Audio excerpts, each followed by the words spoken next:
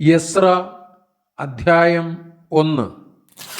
യിരെമ്യാ മുഖാന്തരമുണ്ടായ യഹോവയുടെ അരുളപ്പാട് നിവൃത്തിയാകേണ്ടതിന് പാർസി രാജാവായ കോരശിന്റെ 1-ാം ആണ്ടിൽ യഹോവ പാർസി രാജാവായ കോരശിന്റെ മനസ്സിനെ ഉണർത്തിയിട്ട് അവൻ തന്റെ രാജ്യത്തെ എല്ലായിടവും ഒരു വിളംബരം പ്രസിദ്ധമാക്കി. രേഖാമൂലവും പരസ്യം ചെയ്തതെന്തെന്നാൽ, പാർസി രാജാവായ കോരശ് ഇപ്രകാരം കൽപ്പിക്കുന്നു: സ്വർഗത്തിലെ ദൈവമായ യഹോവ ഭൂമിയിലെ സകല രാജ്യങ്ങളെയും എനിക്ക് തന്നിരിക്കുന്നു. യഹൂദായിലെ യെരുശലേമിൽ അവൻ ഒരു ആലയം പണിവാൻ എന്നോട് കൽപ്പിച്ചുമിരിക്കുന്നു. നിങ്ങളിൽ അവന്റെ ജനമായിട്ട് ആരെങ്കിലും ഉണ്ടെങ്കിൽ അവന്റെ ദൈവം അവനോടുകൂടെ ഇരിക്കുമാറാകട്ടെ.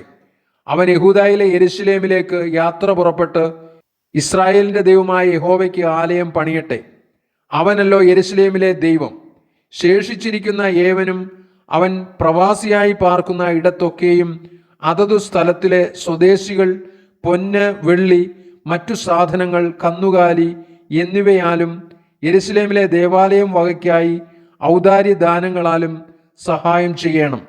അങ്ങനെ യഹൂദായുടെയും ബെന്യാമിന്റെയും പിതൃഭവന തലവന്മാരും പുരോഹിതന്മാരും ലേവ്യരും ദൈവം ഉണർത്തിയ ഏവനും യെരുശലേമിൽ യഹോവയുടെ ആലയം പണിവാൻ പോകേണ്ടതിന് യാത്ര പുറപ്പെട്ടു.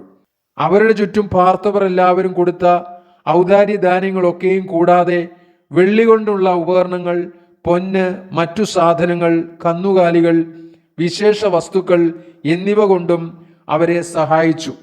നെബൂഖദ്നേസർ യെരുശലേമിൽ നിന്ന് കൊണ്ടുപോയി തൻ്റെ ദേവന്മാരുടെ ക്ഷേത്രത്തിൽ വെച്ചിരുന്ന യഹോവാലയം വക ഉപകരണങ്ങളും കോരേശ് രാജാവ് പുറത്തേക്ക് എടുപ്പിച്ചു. പാർസി രാജാവായ കോരശ് ഭണ്ഡാര വിചാരകനായ മിത്രദാത്ത് മുഖാന്തരം അവ പുറത്തേക്ക് എടുപ്പിച്ചു. യഹൂദ പ്രഭുവായ ശേസ്ബസരിന് എണ്ണിക്കൊടുപ്പിച്ചു.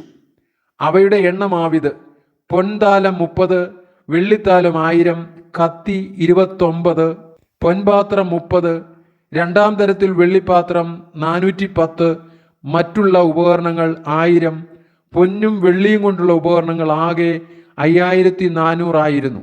പ്രവാസികളെ ബാബേലിൽ നിന്ന് യെരുശലേമിലേക്ക് കൊണ്ടുപോകുമ്പോൾ ഇവയൊക്കെയും ശേസ്ബസർ കൊണ്ടുപോയി.